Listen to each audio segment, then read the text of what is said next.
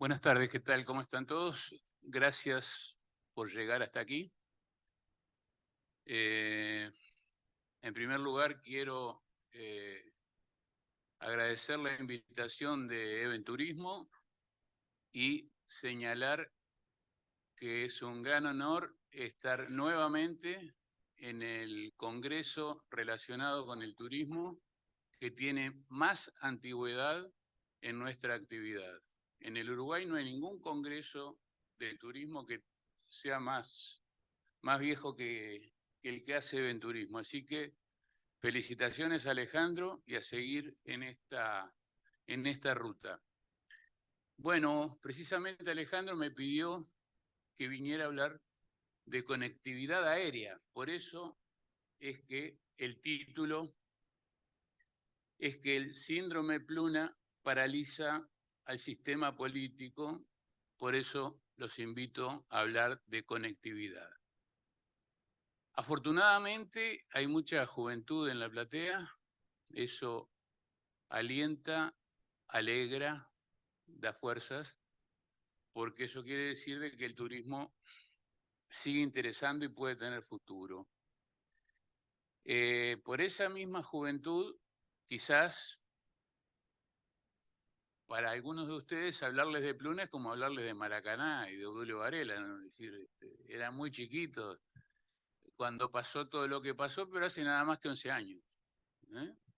Hace 11 años nos quedamos sin el transportador por excelencia que teníamos en el país. Nos quedamos sin la herramienta necesaria que tiene un país para ejercer la posibilidad de generar divisas.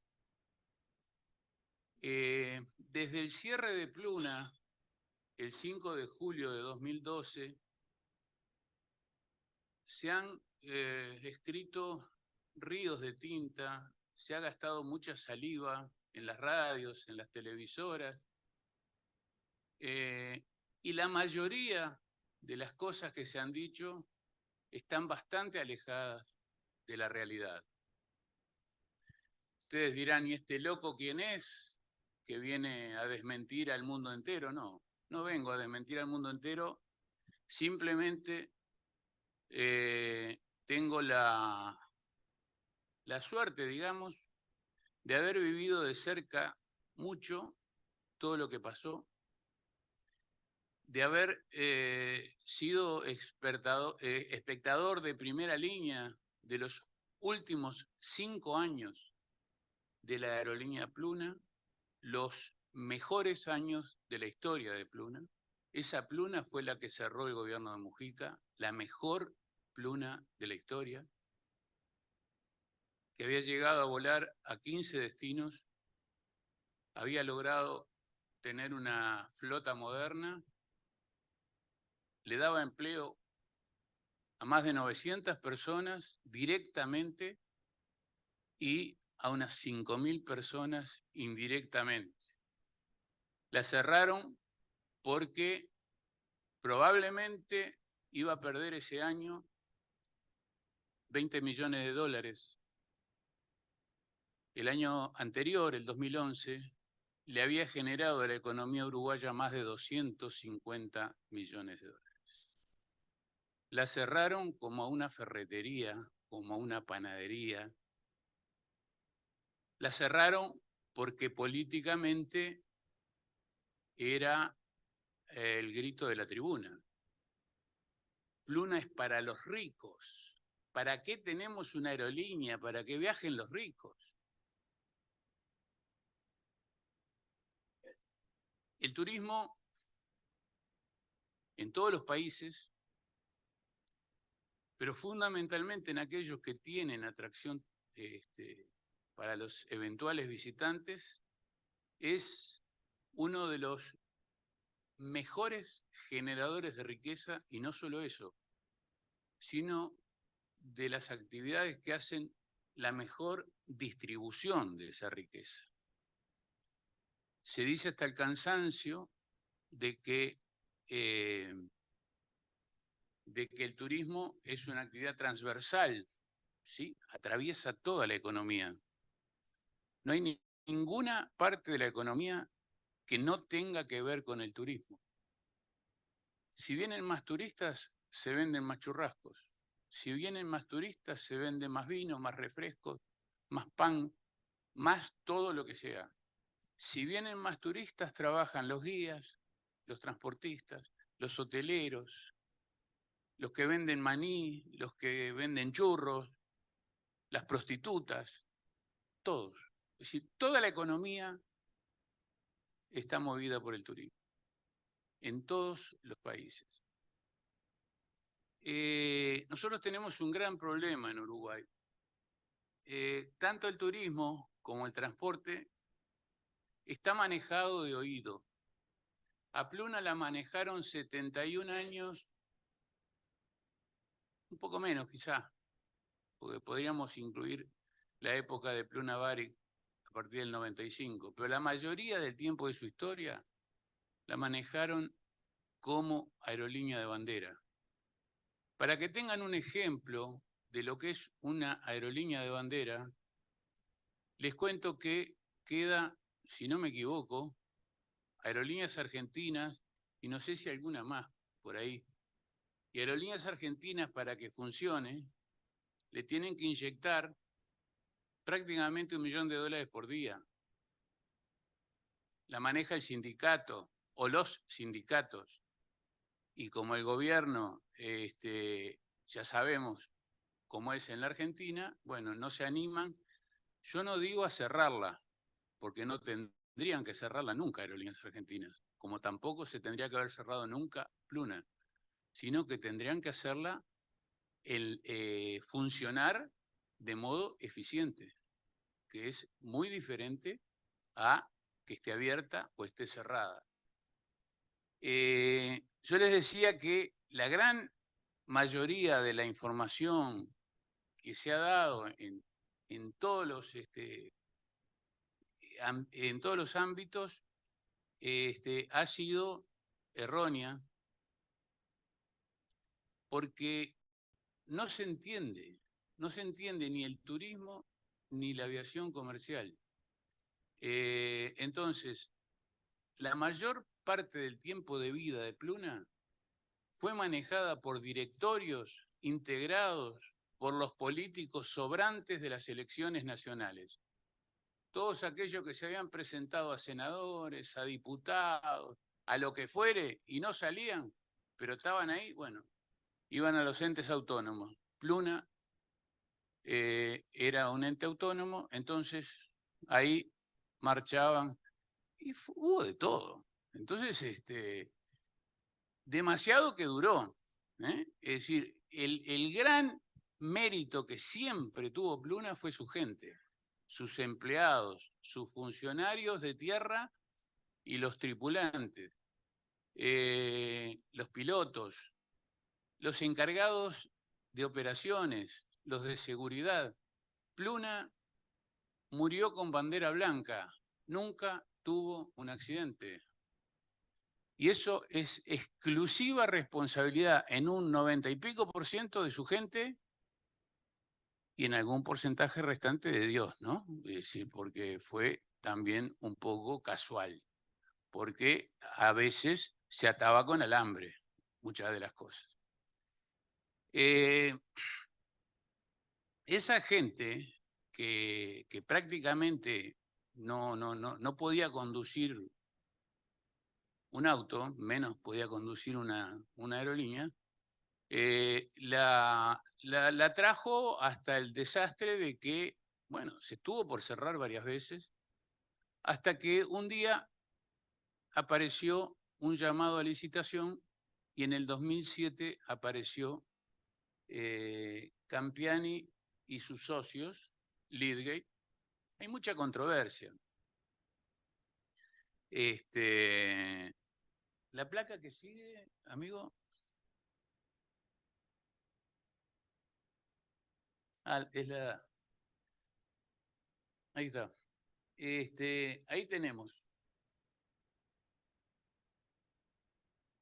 el senador Carlos Moreira, que les hablaba antes, Campiani en el centro, el que está a la derecha es Fernando Lorenzo, en su momento ministro de Economía, en ese momento, y los dos que están acá a la izquierda, el expresidente José Mujica y el señor Juan Carlos López Mena, el dueño de Buquebús.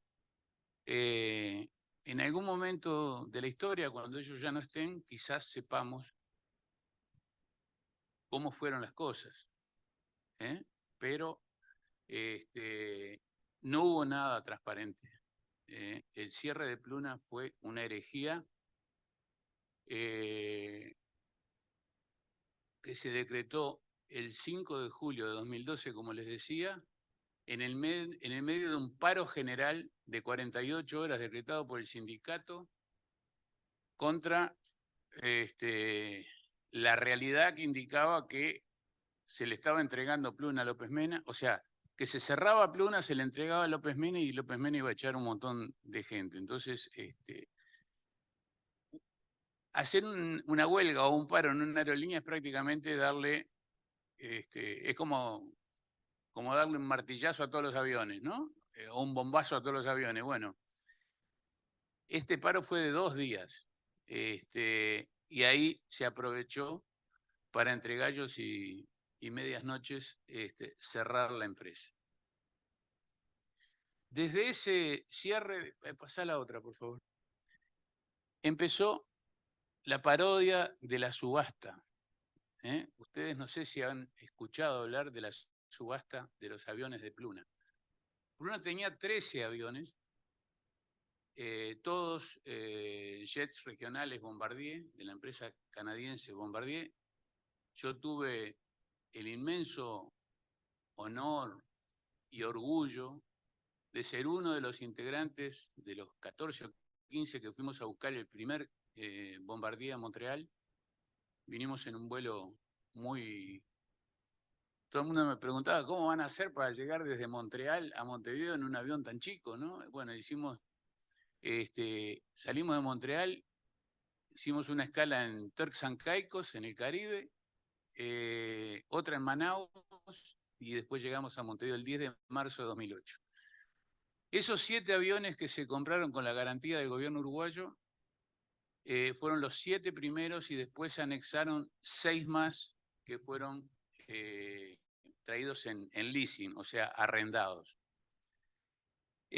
Cuando se decreta el cierre, los 6 que estaban arrendados se devolvieron y había que ver qué se hacía con los 7 restantes. La deuda con el Scotiabank era de 137 millones de dólares. Hace pocos días se terminó de pagar la última cuota. En el momento que se decreta el cierre de Pluna, la administración de ese momento, Lidia y Sociedad Anónima, o sea, Matías Campiani y sus socios, a los cuales la denuncia del senador Moreira y los compañeros de bancada del Partido Nacional los mandó a la cárcel. Campiani estuvo 1 año y pico, los dos socios unos meses. Reitero, no hay sentencia. Todavía nadie comprobó que era verdad que hubo vaciamiento de empresa y estafa. Esos aviones había que pagarlos. Lo que les decía antes de hacer esta detención, en el momento del cierre, la única deuda que tenía Pluna era con ANCAP y unos pocos proveedores sin mucho,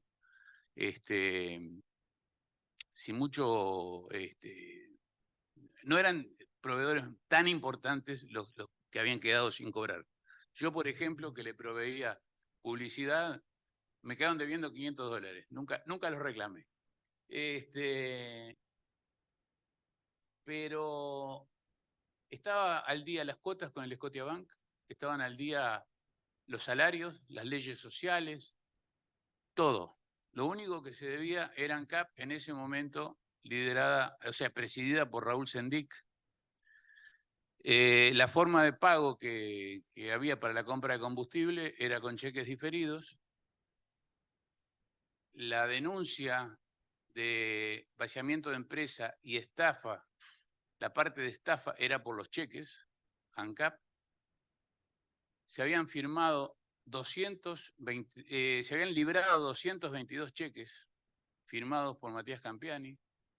En el momento que Fernando Lorenzo, con una práctica poco ortodoxa, le quita las acciones del 75% a Campiani, hasta ese momento habían vencido 201 cheques y todos se habían pagado. No había un solo inconveniente con ninguno de los cheques. Quedaban 21 cheques más y el señor Sendik, contrariando lo que les dijeron desde el Ministerio de Economía, no estando Campiani ni ninguno del Leadgate en la administración de la empresa, presentó en el banco el siguiente cheque para hacerlo rebotar y así tener la chance que otorga la ley de hacer una denuncia. El Ministerio de Economía le había dicho que devolviera los cheques, que el crédito restante se lo iba a pagar Plunaente. Sendik, como en otras cosas, no hizo caso. Y bueno, por ahí anda Sendik, por ahí anda Fernando Lorenzo, por ahí anda Caloya, el que le entregó el aval a López Mena en el Banco República. Y el señor que ven arriba, que es Enrique Pintado, que era el ministro de Transporte en ese momento, fue el que el 12 de septiembre de 2012, en la Torre Ejecutiva, presidiendo la conferencia de prensa en la que se anunció la suspensión de la subasta de los 7 aviones. Yo nunca iba a las conferencias de prensa, no voy, y menos a la Torre Ejecutiva, a pesar de que estoy acreditado. Pero ese día fui y me senté en primera fila. Y cuando el señor Pintado dijo que se suspendía la subasta porque solo había 4 oferentes, yo desde la primera fila le dije que eso no era verdad, que se suspendía la subasta porque no había ningún oferente. Por las dudas les digo, la mayoría de los que están acá creo que no me conocen, soy totalmente independiente. Es decir, no soy ni blanco, ni colorado, ni frente amplista, soy hincha mío y de Peñarol nada más. ¿En qué estaba? En los oferentes. Bueno, ahí va, no había ninguno, entonces pasan la subasta para el 1 de octubre en el Prado. Entonces yo le digo que era todo mentira lo que estaba diciendo. Se lo dije de un modo más... Ahí se agota. Se lo dije de un modo más elegante, pero se lo dije así. Y lamentablemente tenía razón, porque el 1 de octubre no había ningún oferente y hubo que inventar al caballero de la derecha. Este que está acá, el que estaba sentado en aquella mesa en el restaurante de la Ciudad Vieja, el que está levantando el número 1 ahí en la subasta diciendo que compra los 7 aviones por 137 millones de dólares, o sea, el precio más caro que se podía pagar esos aviones. O sea, López Mena había declarado que que no iba a ofertar porque iba a comprarlos a la baja. Después se supo que este caballero de la derecha era un... el señor Pintado, bueno, después se lo cuento. Cuando llegue a la parte del libro se lo cuento. Los aviones fueron comprados por este señor, comprados, entre comillas, comprados. Después, a raíz de ese almuerzo en el restaurante de la Ciudad Vieja, se empezó a desentrañar la madeja y entre varios medios de comunicación dijeron, o sea, desenmascararon la maniobra y quedó bien claro de que todo había sido una maniobra entre el presidente José Mujica y el señor Juan Carlos López Mena. pero la justicia no avanzó en eso, no. Es decir, no, quedó por ahí, quedó por ahí. Algún día se sabrá, algún día se sabrá. Pasamos a la otra, amigo.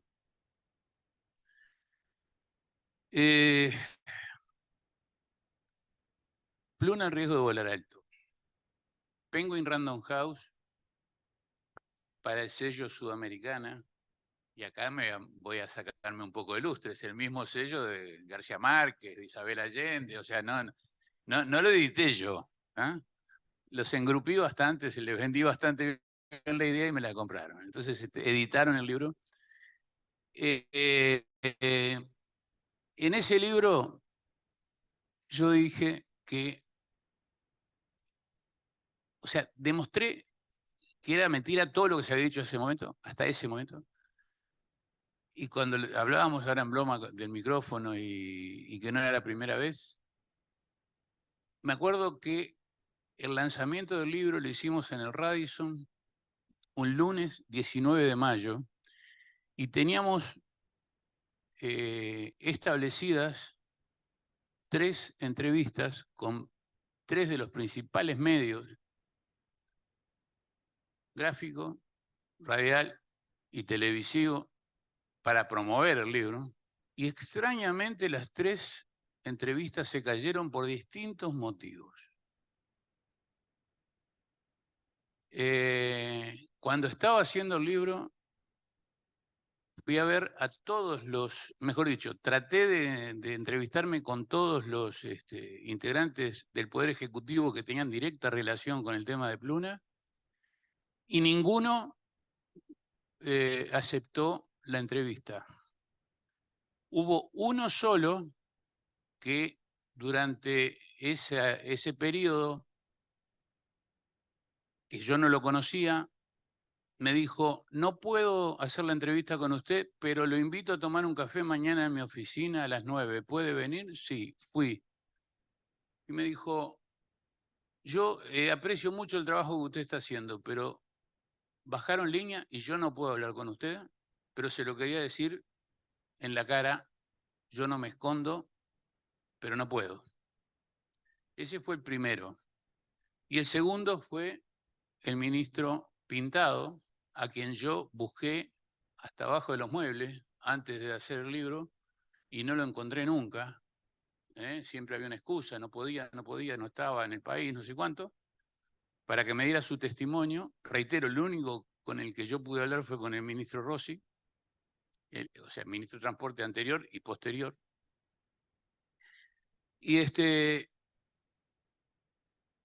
cuando a los pocos días de salir el libro, en una conferencia de prensa en el Ministerio de Transporte, yo estaba sentado entre los asistentes y Pintado me hizo una seña desde la mesa principal diciéndome que lo espere.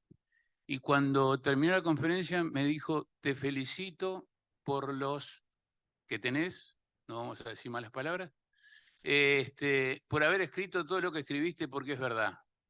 Ahora, si vos decís que yo dije esto, yo voy a decir que es mentira.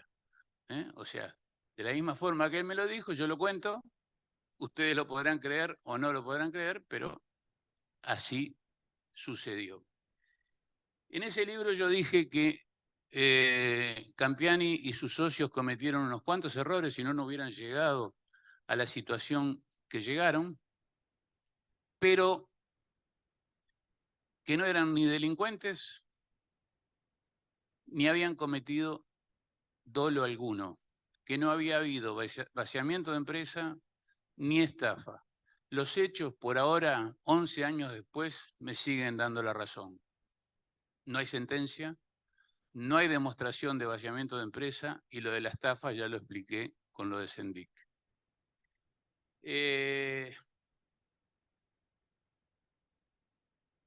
Ese libro me dio mucho trabajo, pero también muchas satisfacciones. Como les decía, a Campiani lo entrevisté muchísimas veces en su apartamento de la calle Melitón González, cerca ahí del Montevideo Shopping. Lo entrevisté en Miami, creo que sigue viviendo todavía en Key Biscayne, y lo entrevisté en la cárcel de Campanero. Recuerdo que después de esa visita a la cárcel de Campanero, yo escribí en el Portal de América que, entre otras cosas, él le estaba dando clases de yoga a sus compañeros de prisión, y eso lo levantó el país, y lo levantaron todos los medios después, y el resultado fue que a Campiani no le dejaron seguir dando clases de yoga en la cárcel. Ese libro cuenta todo, cuenta, por ejemplo, que lo que les decía al principio, 250 millones de dólares habían entrado por el movimiento de Pluna hasta 2011, en 2011 mejor dicho, pero que ya ahí había empezado Pluna a sufrir determinadas situaciones que fueron juntándose como las 7 plagas, porque las estoy buscando a ver si encuentro alguna, pero así de memoria me acuerdo que se sufrió el tema de las cenizas del volcán Puyehue, lo cual inhabilitó los vuelos durante mucho tiempo. El terremoto en Santiago de 2010, que afectó también muchísimo los vuelos a ese país, la gripe aviar, la regionalización de Aeroparque. O sea, hasta el día de hoy, el convenio entre Uruguay y Argentina permite que en Aeroparque, además de los vuelos internos de las compañías argentinas, el único país que tiene slots disponibles para operar en Aeroparque es Uruguay. Y en ese entonces el único que lo hacía era Pluna. Hasta el día de hoy tenemos 60 frecuencias semanales que no las utiliza nadie porque no tenemos aerolínea. Y Cristina Kirchner en ese momento, para competirle a Pluna, además de negarle el permiso para volar a Bariloche y otras cosas más, y bancar Aerolíneas Argentinas, además de la cuota diaria que le daban para funcionar, con el subsidio del combustible que era brutal. O sea, el principal competidor que tenía Pluna de Aerolíneas Argentinas, y con todas esas manganetas era más todavía. Cristina Kirchner les decía, toma la determinación de regionalizar Aeroparque. Entonces empiezan a volar a Aeroparque empresas brasileras, paraguayas, chilenas, a tal punto que se hizo tal embudo, tal lío, que hace poco tiempo lo tuvieron que sacar de nuevo y volver a lo que era antes, ¿no? Pero esas medidas las sufrió Pluna en ese momento. Entonces, ante toda esa adversidad, después de haber triplicado la facturación, de haber pasado de 7 aeropuertos, de 7 destinos en 2007 a 15 en el 2012,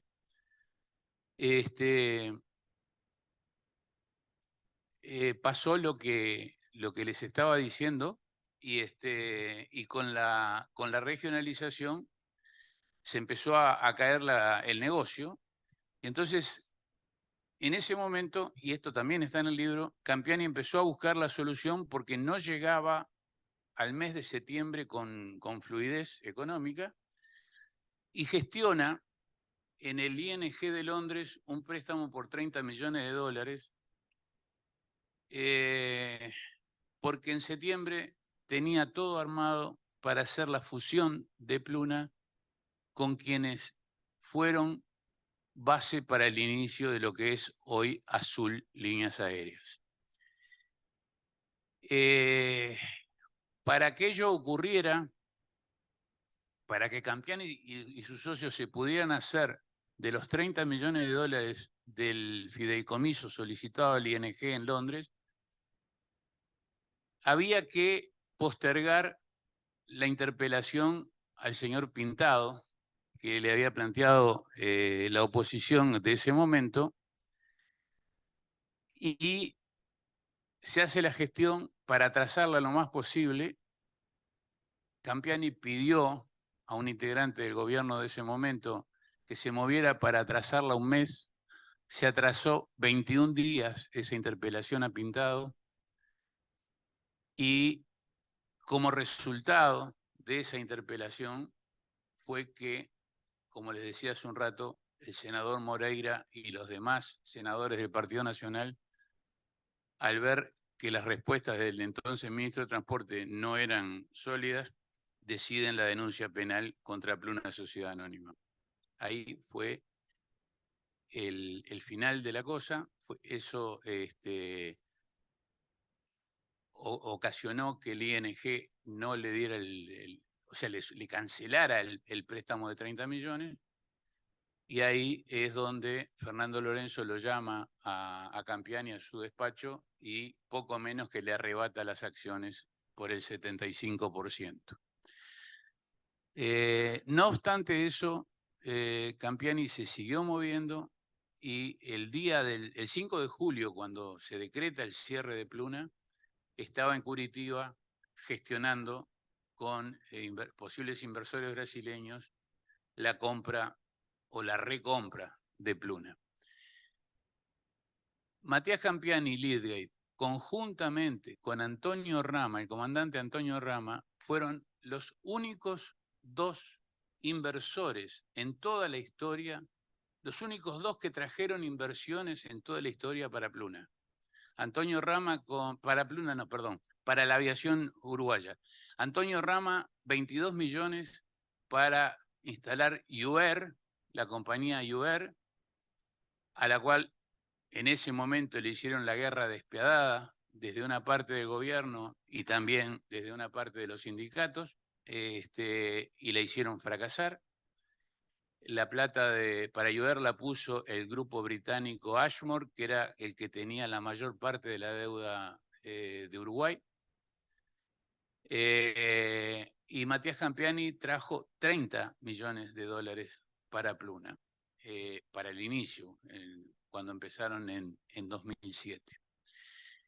Esa es, a grandes rasgos, la historia que está contada en el libro. Hay mucho más, son 300 y tantas páginas, pero reitero lo que digo. En ese libro yo dije que no había vaciamiento de empresa, que no había estafa, y también hice un anexo al final del libro donde propongo una aerolínea nacional de referencia. La gran diferencia entre una aerolínea nacional de referencia y una aerolínea con bandera y una aerolínea de bandera la marca lo que yo propongo, una aerolínea nacional de referencia. En el mundo actual no se puede seguir teniendo aerolíneas de bandera, aerolíneas administradas por el Estado, con directorios de gente que no conoce de aviación, son cargos políticos. Entonces, lo que hay que generar es algo que yo me voy a dedicarle los últimos minutos de mi participación en esta presentación. Vamos a la siguiente. Esto fue un bochorno, es decir, esto fue la comprobación de que el gobierno de José Mujica se equivocó y feo, porque para dejar más o menos tranquilos a los funcionarios que habían perdido sus puestos de trabajo y toda su forma de vida, porque trabajar en una aerolínea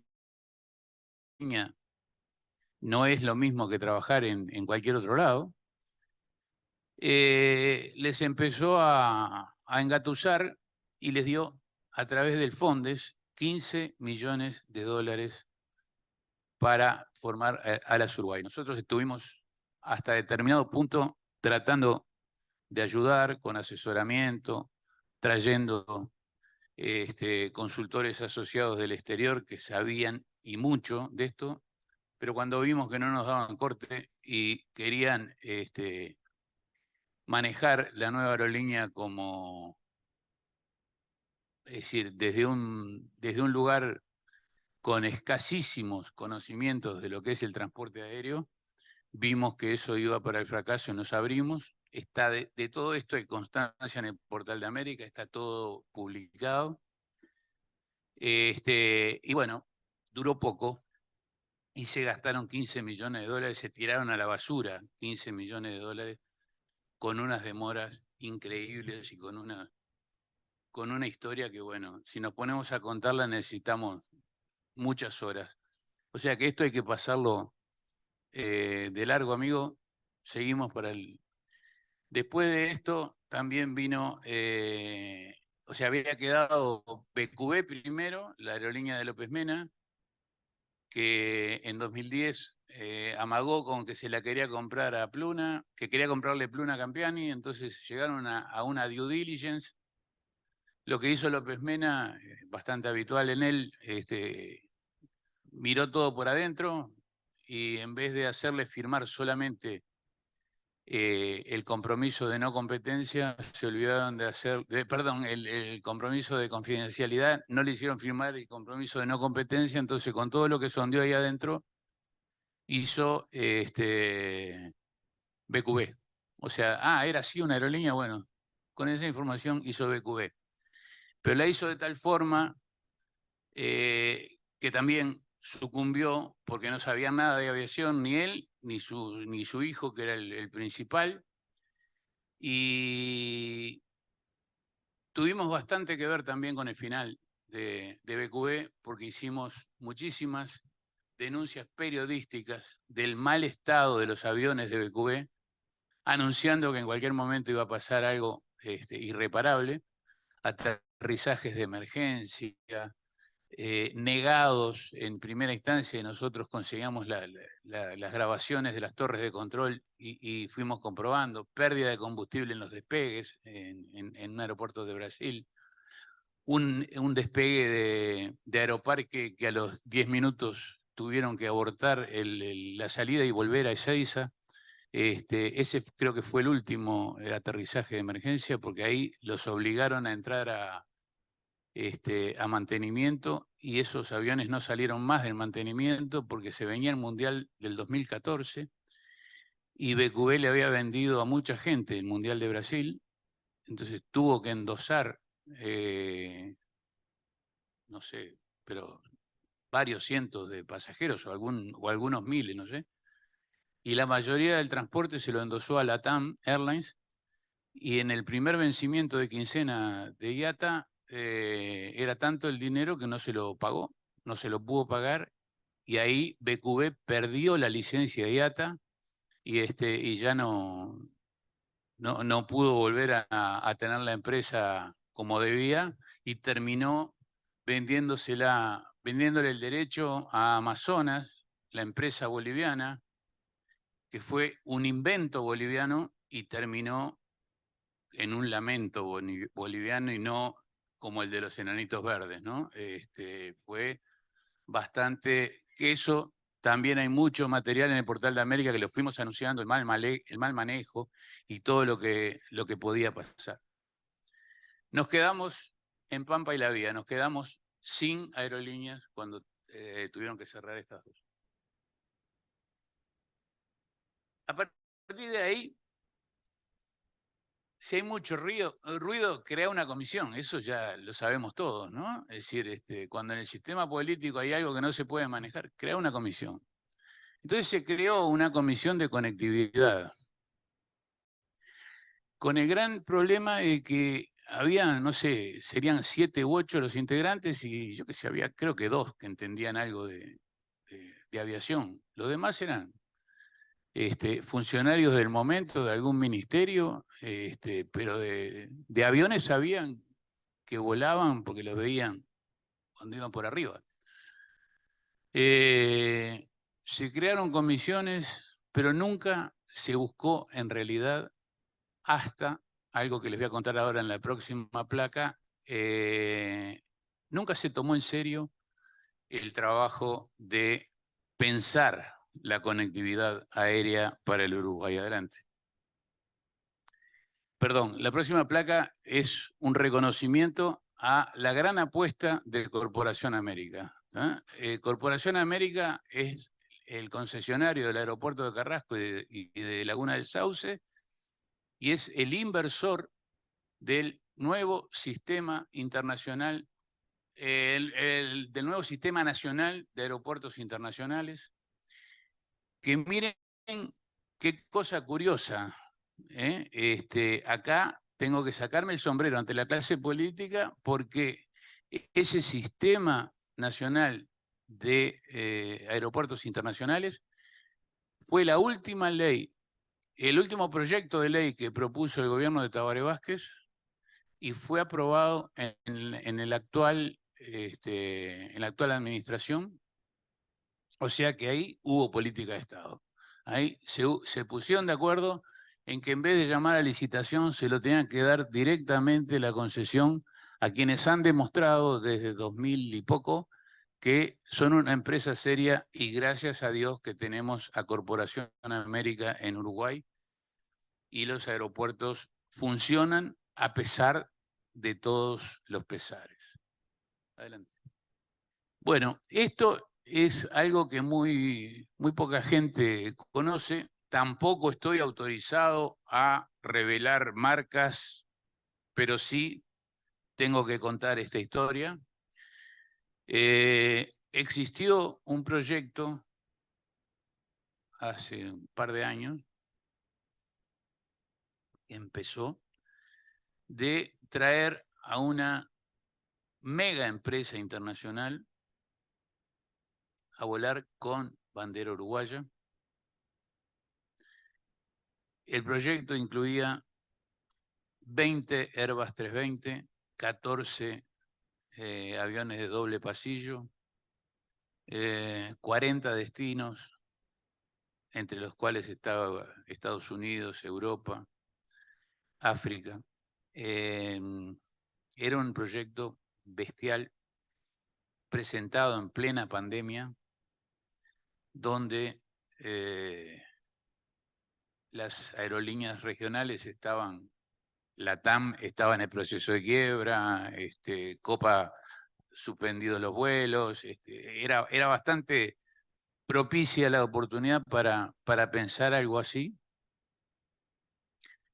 El presidente de la República, o sea, para llegar al presidente de la República se demoró mucho tiempo, porque ese es el gran problema que tiene también Uruguay, la burocracia y los mandos medios, y en este caso el servicio diplomático.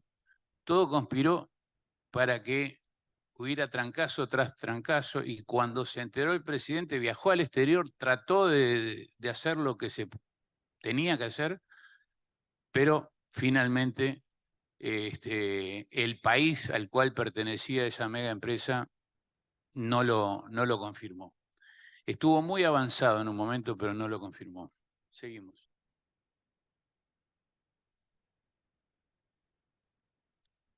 Bueno, aquí está un poco la respuesta a la invitación que me hizo Alejandro cuando me pidió que hablásemos de conectividad aérea. Hablar de conectividad aérea en Uruguay desde hace mucho tiempo parece que fuera prohibido, ¿verdad? El sistema político uruguayo con el tema Pluna se quemó con leche y ve la vaca y llora. Entonces, atrás de eso hay un gran desconocimiento, y hay versiones que igual que la información que se dio con el cierre de Pluna, las versiones que se dan de por qué no tenemos conectividad, la mayoría son inexactas también. Pero el gran problema es, aquí nos enfrentamos con el tema del huevo y la gallina, que es lo que va primero. Hay quienes dicen que es el Estado el que tiene que dar el primer paso, y hay quienes dicen que tiene que haber una inversión privada. Yo a los segundos les recuerdo que en toda la historia de la aviación civil comercial del Uruguay, solamente 2 personas trajeron inversión. Ya lo dije hace un rato, Antonio Rama para Iber y Matías Campiani para Pluna. Después nadie pone un peso para la aviación comercial en el Uruguay. ¿Por qué? Ese es otro tema que no lo podemos terminar de explicar hoy. Pero entre todas esas falacias se presenta la cosa como impracticable, como que es imposible. Claro, un avión, un jet regional, cuesta más de 30 millones de dólares. Entonces ya para pensar en eso, bueno, está complicada la cosa, pero no todo es blanco o negro, existen los grises. Entonces, hay un proyecto que tiene mucho que ver con nuestra consultora, que dice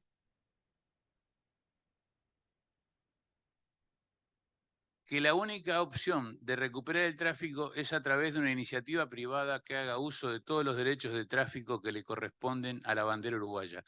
Ese es un activo muerto.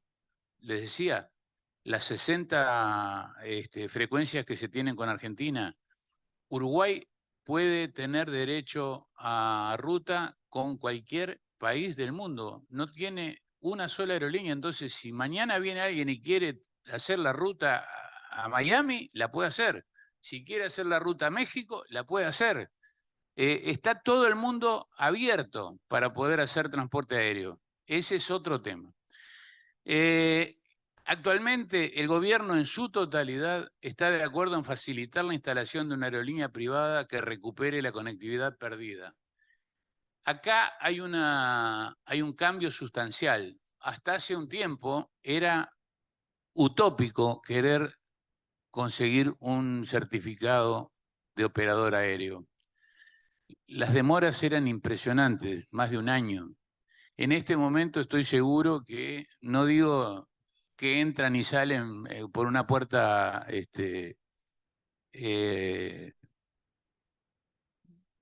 ¿cómo se dice? Me olvidé de cómo se llama. La giratoria. La puerta giratoria, pero es bastante simple. El proyecto consiste en la puesta en marcha de una aerolínea con un modelo escalable en su crecimiento en rutas y número de aeronaves, de acuerdo con los resultados financieros de la empresa. O sea, se puede ir de a poco, ¿no? La pandemia produjo un impacto tremendo en la industria y ofrece una ventaja dado el inmenso daño producido a las aerolíneas competidoras. Al día de hoy existe más demanda que oferta y esta situación ha provocado que las tarifas y la rentabilidad por asiento se disparen. La ocupación promedio de las aerolíneas de la región ya alcanzó los niveles prepandemia. Este estudio está hecho hace unos cuantos meses, o sea que se reafirma aún. Esta supuesta empresa operaría en el área donde se concentra más del 70% del PBI de Sudamérica. ¿Qué es lo que pasa al no tener una aerolínea de referencia? Llega el verano y el mercado paulista, que en este momento es uno de los más fuertes a los que podemos aspirar, dice, ¿cuánto me cuesta ir a Punta del Este o a Montevideo? Y las tarifas se disparan. Como no hay vuelos, 800, 900, $1.000, $1.200, y cuando miran lo que les cuesta ir al Caribe, y terminan yéndose para el Caribe. Acá han llegado a cobrar un disparate los 800, 900 dólares un vuelo a Asunción, 1.000 y pico de dólares un vuelo a Santiago de Chile. O sea, se dispara totalmente el límite de los precios. El modelo de negocio que se podría instalar es el conocido como Hub and Spoke. O sea, el plan de negocio se desarrolla de manera escalable, ya decíamos, con 4 aviones. Estamos pensando en jets de 50 plazas en los 2 primeros años. La fecha de inicio tiene que ser inevitablemente antes de la alta temporada. La escalada La situación geográfica de Montevideo en el medio de los dos grandes países hace que disponga de un mercado de varios cientos de millones de posibles, o sea, de habitantes. Es un mercado bastante, como dije hace un rato, representa el 70% del PBI de Sudamérica. Esa área. Según los reportes de IATA, el mercado aéreo ya alcanzó en 2022, ya había alcanzado en 2022 los valores de pasajeros de 2019. Y el mercado de las comunicaciones es el segundo en el mundo detrás del mercado interno de Estados Unidos, que más rápido se ha recuperado. El hub de Montevideo tiene que ser preferido para los pasajeros de la región por un montón de cosas, y para una aerolínea el respeto a las leyes y a todas las cuestiones inherentes a una república que hay en el Uruguay es un gran atractivo para la inversión. El gran monto de inversiones de todo tipo que están llegando al país y que han llegado y que se han afincado en el país están requiriendo tener más conectividad aérea. En una especie de análisis FODA, las debilidades que indicaría este proyecto es la puesta en marcha de la nueva aerolínea, o sea, el periodo de la puesta en marcha, la disponibilidad de aeronaves en el mercado no está fácil porque con el COVID la mayoría de las empresas del mundo cancelaron los contratos de compra y barajaron y dieron de nuevo. O sea, empezaron hace un tiempo a comprar otra vez, haciendo las proyecciones, pero hay faltante. No solo hay faltante de aviones en el mundo, hay faltante de autos para rentacar. O sea, uno viaja a Europa y a Estados Unidos y se han subido los precios porque no hay unidades suficientes. Las amenazas de este proyecto, las crisis económicas mundiales, la evolución del precio del petróleo y la reacción que van a tener los competidores, evidentemente. Las fortalezas. Es una nueva aerolínea, por lo tanto, sin deudas financieras. Es una nueva aerolínea privada, por lo tanto, muy difícil que tenga una fuerza sindical como, por ejemplo, la que tienen las empresas que son de carácter oficial, las nacionales. La posición geográfica estratégica es otra de las fortalezas, la disponibilidad de uso de todos los derechos de tráfico de Uruguay, lo que les decía hace un rato, se puede volar a cualquier parte del mundo. Las oportunidades, existe el total apoyo del gobierno, eso está, o sea, nunca tuvimos un presidente que dijera tantas veces la necesidad que tenemos de ampliar la conectividad aérea en el Uruguay. Las tarifas en dólares, evitando riesgos de devaluación. Este es un tema muy importante. Una de las causas por las que la TAM Airlines tuvo que presentarse al capítulo 11, al capítulo de quiebra de Nueva York, que salió hace poco, o sea, del cual salió hace poco, es porque su fusión con TAM en Brasil le obligaba a recaudar en reales en Brasil. O sea, todo el mercado brasilero del transporte aéreo se mueve en reales. Entonces, la central que estaba en Santiago de Chile, la de LATAM, o sea, la anterior LAN, tenía que hacer maravillas con la depreciación del real respecto al dólar. O sea, los costos, los precios de los aviones, de los repuestos, todo es en dólares. Y recaudaban reales. Bueno, en el caso de una aerolínea que se instala acá, las tarifas son en dólares, o sea que no hay problema. La mejor ubicación para establecer un hub en esta zona del mundo. O sea, Panamá es la referencia ideal. Copa Airlines está ubicada en un punto estratégico geográfico en las Américas. Panamá tiene menos de la mitad del territorio de la República Oriental del Uruguay y tiene creo que 1,5 millones más de gente. Pero lo que es Copa es una cosa impresionante. Entre el Canal de Panamá y Copa hacen mover el país. Hacen mover el país. Es decir, entonces nos estamos perdiendo muchas de esas cosas sin aprovechar la oportunidad de meternos entre los dos gigantes que son Argentina y Brasil. La estructura legal sería una sociedad anónima abierta a uno o varios inversores. El Estado uruguayo ofrece ventajas fiscales a los planes de inversión y en este caso es una actividad declarada de interés nacional. Las aerolíneas uruguayas disfrutan por ley de exoneración de impuesto a las ganancias.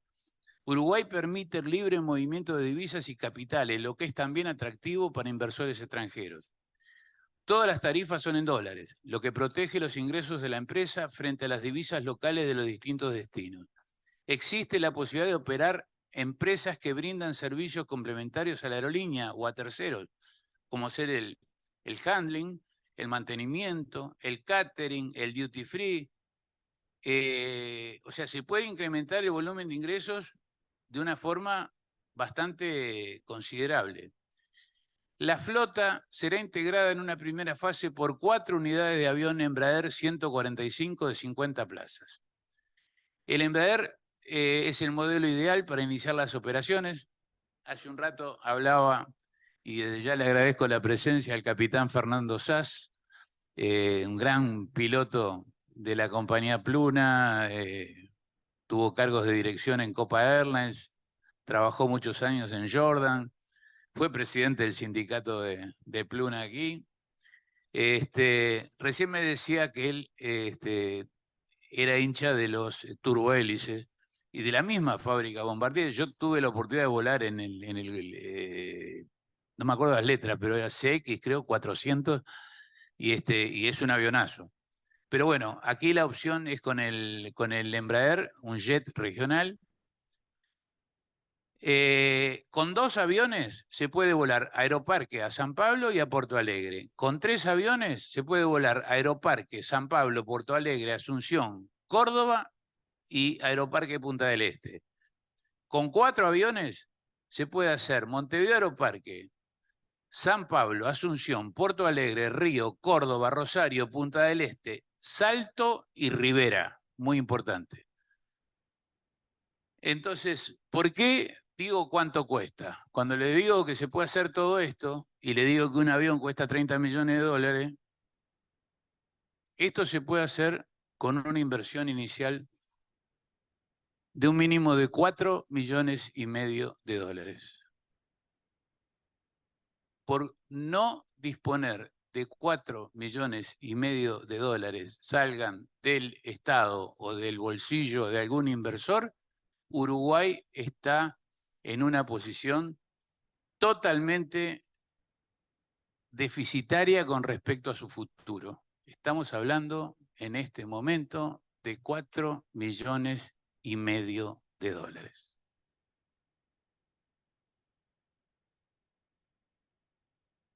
No, ya termino. Entonces, estamos demasiado lejos del mundo como para venir caminando. El mundo se mueve bastante lejos de Uruguay y esta imagen de Torres García viene a pelo porque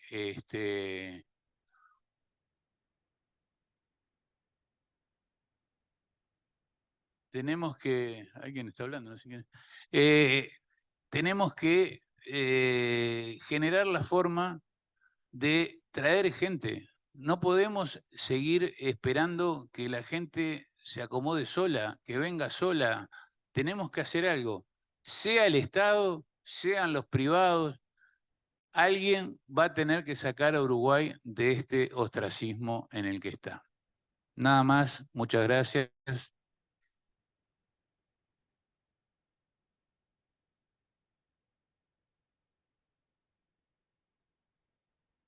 Muchas gracias, Sergio Antonio Herrera, por tu presentación.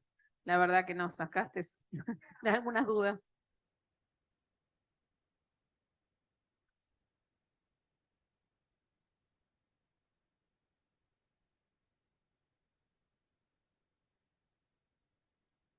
¿Qué tal? No, es muy breve mi comentario, pero estando funcionando Pluna normalmente, mi hija vivía en España y bueno, fui 2 meses antes aproximadamente a sacar, a pretender sacar 2 pasajes de ida y vuelta y ya no había pasajes.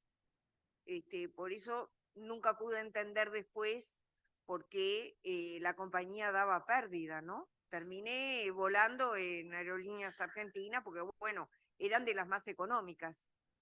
Pero eso me sucedió, no recuerdo, pero tenemos 2 o el 3. día de hoy. Alejandro, la pregunta fue breve, Fui pero, allá al edificio, fui al edificio de Libertador, frente a la Plaza del Entrevero, donde era el edificio de Pluna, que ahora es Codicen, allí, en esas oficinas. la pregunta fue breve, pero la respuesta requeriría 2 o 3 días más o menos, para que yo le cuente por qué perdía plata Pluna y por qué era inviable la ruta a Madrid. La ruta a Madrid era, a ver, ¿cómo lo puedo explicar?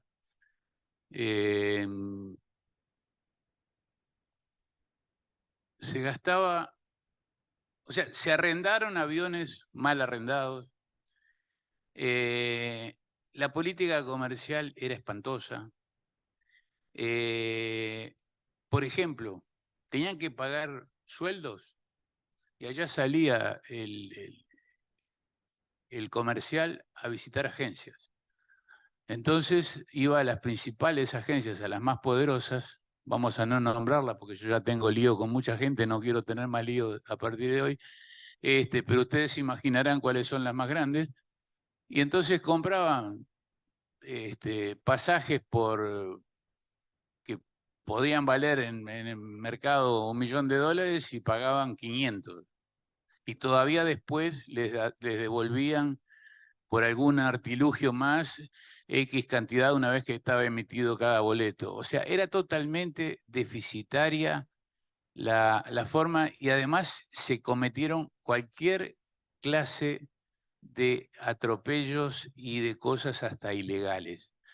Un conocido político que tenía un semanario de su sector político traía un encarte que salía todas las semanas desde España en los aviones de Pluna y no lo pagaba.